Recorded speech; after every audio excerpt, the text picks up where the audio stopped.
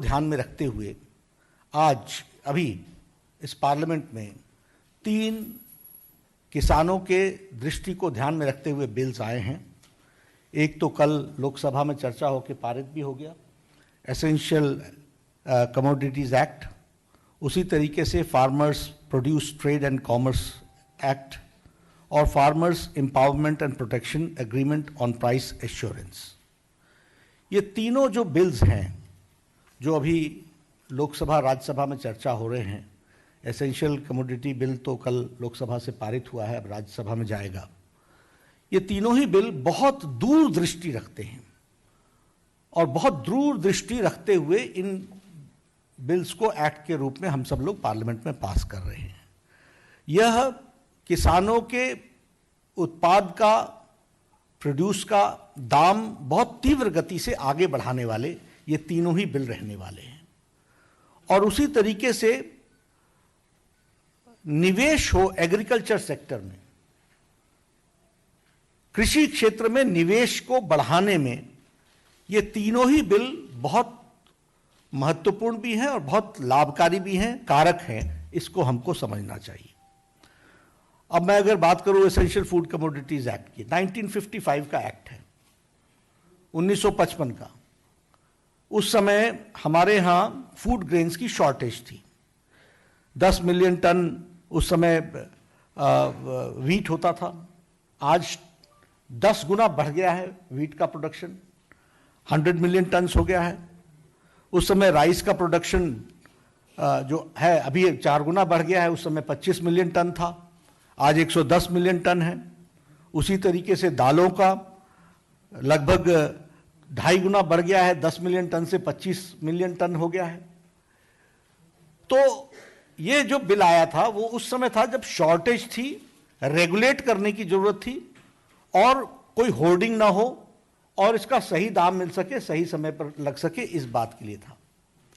अब इसको डीरेगुलेट करते हुए इसमें कोशिश ये रही है कि एक्स्ट्रा ऑर्डिनरी सर्कमस्टांसेस में, अब एक्स्ट्रा ऑर्डिनरी सर्कमस्टांसेस क्या है? फेमीन है, वॉर है, अकाल आता है, नेचुरल कैलेमिटी होती है। तो इन सब को ध्यान में रखते हुए इस बिल को बनाया गया है, जिसमें ये एक स्मूथनेस आएगी और इसके माध्यम से प्राइवेट सेक्टर भी इन्वेस्ट करेगा, वह भी निवेश करेगा और उसको भी इसमें से एक उत्पाद लेने की इच्छा जाहिर होगी। यह एक इस विषय को हमको ध्यान में रखना चाहिए। उसी तरीके से ये जो farmers produce and trade and commerce का विषय है, इसको भी फार्मर्स को फैसिलिटेट करने का प्रयास है, किसान को सुविधा देने का प्रयास है। सुविधाजनक तरीके से किसान अपने उत्पाद को बेच सके, इसकी व्यवस्था है। और इसका जो मूल है कि अनाज मंडी के थ्रू, अभी क्या है, अनाज मंडी के थ्रू ही बेचा जाता है।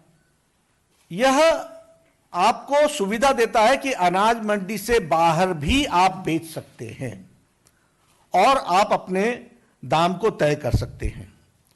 और इसी तरीके से ये ट्रांसपेरेंट, पारदर्शी व्यवस्था है और किसान कंपेयर कर लेगा कि कहां हमको उचित दाम मिल रहा है। कॉम्पिटिटिव होगा कि हमको वहां इतना दाम मिल रहा है, आप इतने में देंगे तो मैं यहां बेचूंगा। ये कंपटीशन का भी इसमें से विषय आएगा। और इसके साथ साथ इस बिल में यह प्रावधान है कि हम इंफॉर्मेशन ऑफ प्राइसेस देंगे। और इंफॉर्मेशन ऑफ प्राइसेस यानी हम सूचना बताएंगे कि कहां किस जगह पर क्या प्राइस चल रहा है। और इंटेलिजेंस, मार्केट की इंटेलिजेंस, यानी आगे चल करके क्या होगा, क्या दाम होगा, क्या दाम होने की संभावनाएं हैं, इसके बारे में भी फ्रेमवर्क डेवलप किया जाएगा, जो डिसेमिनेट करके, यानी वो लोगों तक पहुंचाने की उसकी व्यवस्था होगी। उसी तरीके से ये जो farmers empowerment protection agreement act है, यह भी हम लोग जानते हैं कि कॉन्ट्रैक्ट फार्मिंग में, आपको मालूम है कि किस तरीके से कॉन्ट्रैक्ट फार्मिंग होती थी और उसमें हमेशा ये खतरा बना रहता है कि जमीन का मालिक बन जाएगा जो स्पॉन्सरर है, जो कि वहां पर कॉन्ट्रैक्ट फार्मिंग के लिए आया है। अब कॉन्ट्रैक्ट फार्मिंग आवश्यक इसलिए भी है कि सब लोग खेती अपने आप नहीं करते हैं, वो किसी से करवाते हैं। तो इसमें मॉडल एग्रीमेंट्स बनाए गए हैं कि मॉडल एग्रीमेंट के माध्यम से रिटन एग्रीमेंट होगा और लिमिटेड पीरियड के लिए लिमिटेड ये एग्रीमेंट होगा। एग्रीमेंट जो होगा वह उत्पाद के जो उत्पाद होगा उस पर होगा, और यह एग्रीमेंट भी रीजनल भाषा में होगा ताकि किसान पढ़ सके, समझ सके, जान सके।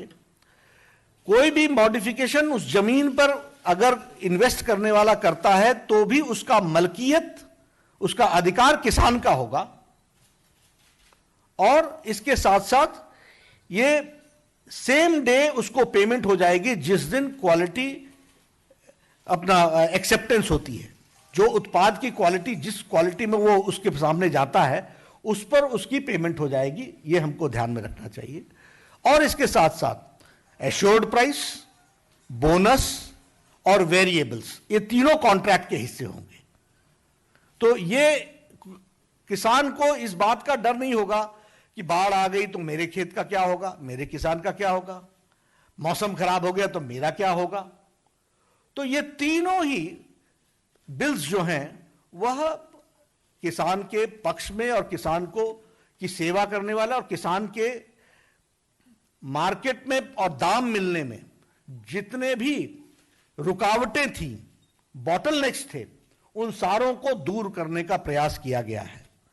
और मैं इसके साथ साथ ये बताना चाहता हूं, आज कांग्रेस पार्टी इन बिलों का विरोध कर रही है। इसका दोहरा चेहरा है। यह हमेशा हर चीज में इनका काम राजनीति करना है। कांग्रेस को सिवाय राजनीति के और कुछ नहीं आता। यही कांग्रेस थी जिसने 2013-14 में यूपीए की सरकार में अपनी स्टेट गवर्नमेंट्स को, उस समय कर्नाटक में, असम में, हिमाचल प्रदेश में, हरियाणा में, मेघालय में फूड और वेजिटेबल्स को इसने एपीएमसी से डी नोटिफाई कराया था। एग्रीकल्चर प्रोड्यूस मार्केटिंग कमेटी से बाहर इन्होंने डी नोटिफाई कराया था। अभी भी कांग्रेस का ये अपने मैनिफेस्टो में, 2019 के मैनिफेस्टो में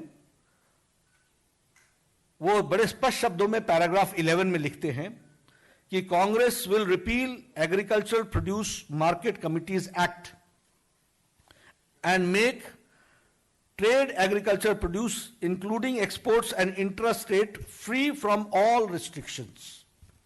ये देखिए, Congress unleashes wholesale reform fruit and vegetable mandis.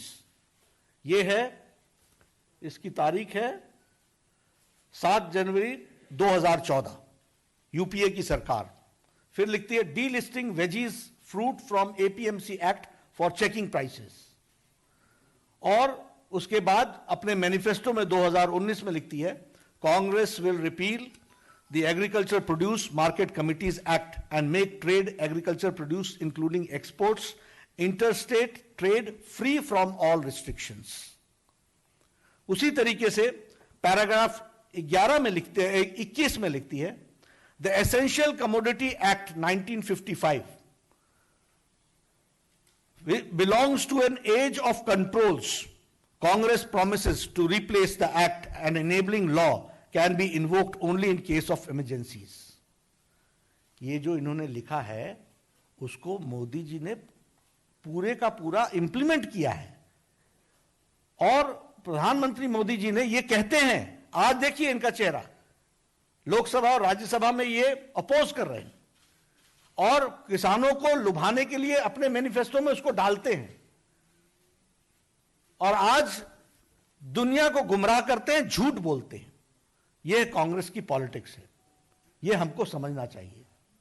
और मैं ये बड़े स्पष्ट शब्दों में कहूंगा कि प्रधानमंत्री मोदी जी किसानों के प्रति समर्पित हैं। ये तीनों ही बिल किसानों को नई आजाद हवा देने का काम कर रहे हैं। इसके बाद किसान को आजादी होगी। आप बताइए आज की स्थिति क्या है कि ये 150 गांव हैं, इसी अनाज मंडी में जा सकते हैं, इसके बाहर जा नहीं सकते।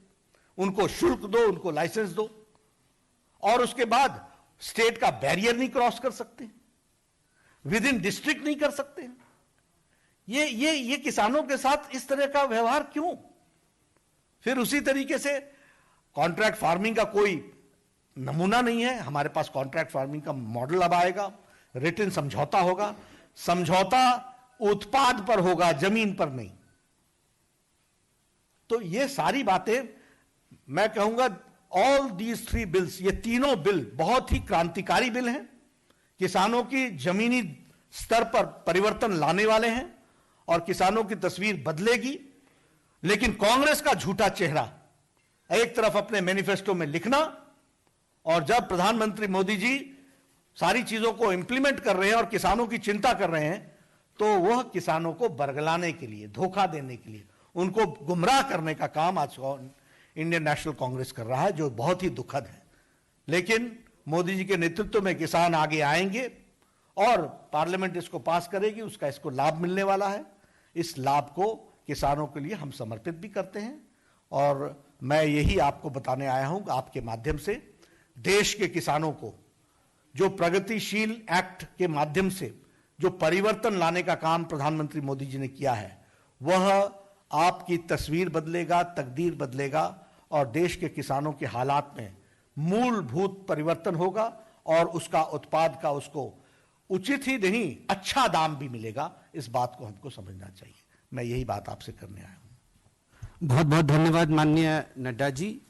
There are 2 points actually. We'll have only questions related to the issue. इसी विषय को लेकर questions लेंगे और किसी भी unrelated विषय पे question नहीं लेंगे। बहुत धन्यवाद आदरणीय देवेंद्र जी। देखिए,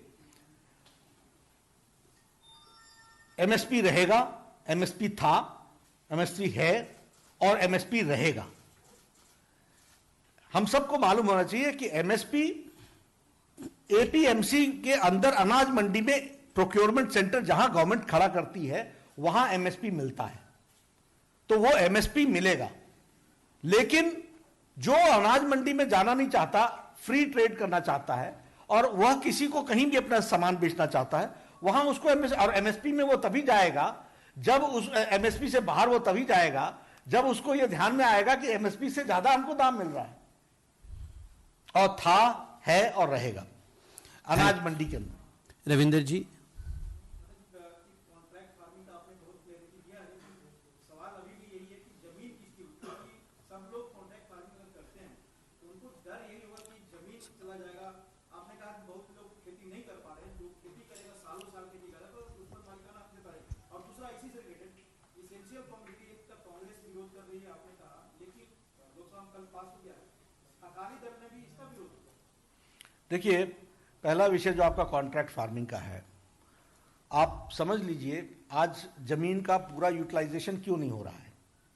मैं नौकरी करता हूं दिल्ली में, मेरी जमीन है, 2 बीघा जमीन है।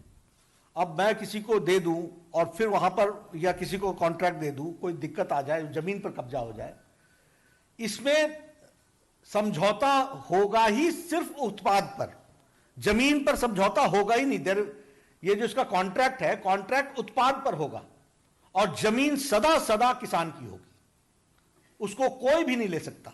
दूसरा, इसके लिए कंसिलिएशन कमिटी बनी है। कोई भी डिस्प्यूट होता है स्पॉन्सरर में, यानी जो इन्वेस्ट करता है वो, और किसान में, तो उसमें रिप्रेजेंटेटिव होंगे और स्थानीय स्तर पर होंगे। किसान होगा, उसका भी आदमी होगा, और उसके साथ साथ सरकार का भी आदमी होगा, और वो कंसिलिएशन करेंगे। उस कंसिलिएशन के बाद एसडीएम इंटरवीन करेगा। इसलिए किसी की भी जमीन जाने का सवाल नहीं होता। रोल मॉडल बनाया जाएगा, मॉडल कॉन्ट्रैक्ट कैसे होता है, और उस मॉडल कॉन्ट्रैक्ट में दाम की व्यवस्था, एश्योर्ड प्राइस, बोनस, और बोनस के साथ साथ वेरिएबल्स, इस पर भी कॉन्ट्रैक्ट होगा। पेमेंट भी उसी समय हो जाएगा जिस समय आपका वो क्वालिटी एक्सेप्टेंस होता है। तो इसमें आप ध्यान में रखिए कि किसान की जमीन किसान के पास रहेगी, वो किसी भी हालत में नहीं जाएगी। और इसमें यह भी व्यवस्था की गई है कि मान लीजिए कि आपने बटैये पर दिया है, तो बटैये की भी व्यवस्था उसमें की जाएगी, उस कॉन्ट्रैक्ट में की जाएगी, ताकि ऐसा ना हो कि अब आपने कॉन्ट्रैक्ट कर लिया इसलिए बटैया आ नहीं सकता है। नहीं, बटैया भी आएगा। तो तो ये बहुत डिटेल सोच करके व्यवस्था की गई है, और ये सारी व्यवस्थाएं सरकार के लिए, मंडी के लिए, व्यापारी के लिए नहीं, ये किसान के लिए की गई है। इसको हमको समझना चाहिए। इसमें किसान फोकस में है, किसान को की चिंता करते हुए इसको किया गया है। आपने दूसरी बात कही, हमारी अकाली दल से बातचीत हो रही है, उनके कंसर्न्स रहे थे, उनको हम लोगों ने एड्रेस किया है। I'll ask one by one. Follow me just a second. Himanshu was raising his hand.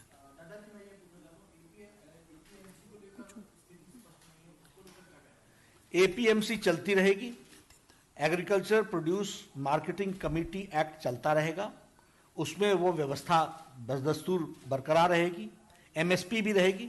लेकिन किसान बंध जाए एक एपीएमसी, अभी क्या है कि supposing I reside in area, एक इलाके में हम रहते हैं, उसके जो 150 गांव हैं वो उस अनाज मंडी से जुड़े हुए हैं और उनको अपना अनाज उसी में देना पड़ता है। आज डिजिटल दुनिया आ गई है, हम इंटेलिजेंस भी दे रहे हैं आपको, हम आपको इंफॉर्मेशन भी दे रहे हैं, आपको पता चलता है कि भाई नहीं, यहां नहीं, नोएडा में ज्यादा अच्छा दाम मिल रहा है, तो आप नोएडा चले जाएंगे, आपको उसकी छूट है। तो हम सरलीकरण कर रहे हैं, किसान को छूट दे रहे हैं, ऑप्शन दे रहे हैं। यतेंद्र जी, सर आप कह रहे हैं कि किसान फोकस में रहेगा, लेकिन किसान जब अपनी मांग के लिए इकट्ठा होते हैं तो आपकी जो सरकार है हरियाणा में, वहाँ पर उनके ऊपर लाठी चार्ज होता है। दूसरा उनका ये कहना है कि आपके नेता जो आप भी कह रहे हैं कि एमएसपी बना रहेगा, इसको अध्यादेश में इसका जिक्र क्यों नहीं किया गया? क्योंकि उनकी मांग यही है कि एक लाइन अगर अध्यादेश में जोड़ी जाए तो उनका आंदोलन खत्म हो जाएगा। ऐसा है कि मूल एक्ट में ही एमएसपी का जिक्र नहीं है। MSP is through an executive order, और एमएसपी में जाएगा कौन? जब हमको दाम बढ़ा मिल रहा है तो हम एमएसपी में क्यों जाएंगे, और अगर हमको दाम कम मिल रहा है तो हम एमएसपी से क्यों बाहर जाएंगे? तो हम तो आपको ऑप्शन दे रहे हैं ना, आप समझे मेरी बात। एक तो ध्यान में रखिए कि एमएसपी लिमिटेड पीरियड के लिए होता है, उस लिमिटेड पीरियड में जितनी भी होती है वो आप लेंगे, उसके बाद आप उस अनाज मंडी से बंधे रहें, इसकी क्या आवश्यकता है? और मेरे पास एक उत्पाद है, उसका 10 रुपए दाम है, एमएसपी हमको 10 रुपए दे रही है, हमको दूसरी जगह 12 रुपए दे रही है, तो हम कहां जाएंगे आप बताइए? किसान यूनियन का सर ये कहना है कि एमएसपी का अगर जिक्र नहीं होगा तो धीरे धीरे तो कंपनियां ज्यादा रेट पर ले लेंगी, लेकिन जब मंडी खत्म हो जाएगी एमएसपी बचेगा ही नहीं। रहेगा ना, मैंने कहा एमएसपी था, है और रहेगा, किसानों की ही चिंता के लिए रहेगा। एपीएमसी रहेगी, लेकिन आप एपीएमसी के माध्यम से आपकी कोई भी ऑप्शन ना रखें, उसको कोई ऑप्शन ना दें, यह नहीं है। ऑप्शन हमेशा रहेगा। Will take just 2 more questions. आप सर पूछ लीजिए। सर, किसानों की एक सबसे बड़ी चिंता ये है कि मौजूदा समय में मंडियों के अंदर टैक्स लगता है और आप ये बिल कह रहा है कि आप बाहर परचेज कर सकते हैं, तो किसान ये कह रहे हैं कि जब मंडी में टैक्स लगता है तो फिर बाहर तो सारा सामान तो बाहर ही बिकेगा, मंडी में कहाँ से बिकेगा? नहीं, ऐसा नहीं है। एक मेरा दूसरा सवाल इसके साथ ये है। दूसरा सवाल ये है सर, स्टोरेज को लेकर उनकी बड़ी जो इस बिल में आई है कि स्टोरेज की कोई लिमिटेशन नहीं रहने वाली है, तो उनका ये कहना है कि आने वाले समय में बड़ी बड़ी कंपनियां, क्योंकि इसमें लिमिटेशन खत्म कर दी गई है इसमें स्टोरेज की, तो कोई भी कंपनियां आकर सामान खरीद लेंगी और उसकी स्टोरेज कर देंगी और बाद में किसानों से औने पौने दाम पर खरीदकर वही चीज महंगे दाम पर बेची जाएगी। बिल्कुल नहीं, स्टोरेज आने से किसान को ही पेमेंट मिलनी है, और जिस दाम पर वो बेचेंगे उसी दाम पर किसान को दिया जाएगा। यही तो इसमें इसकी खूबी है कि स्टोरेज आने से किसान, आज क्या होता है मंडी में, हड़बड़ी होती है कि जी आपका अब नहीं बिका जी, अब तो बड़ा मुश्किल हो गया, यही होता है ना। लेकिन यहां पर आपको ज्यादा फैसिलिटी मिलेगी ताकि जब आपको सही दाम मिल सके तो आप बेच सकेंगे। We'll take a last question from Paulomi's last question. तो वो जो आरती में जो एपीएमसी में जाएगा अनाज, उस पर टैक्स लगेगा, जो उससे बाहर जाएगा उस पर नहीं लगेगा। Paulomi's last question.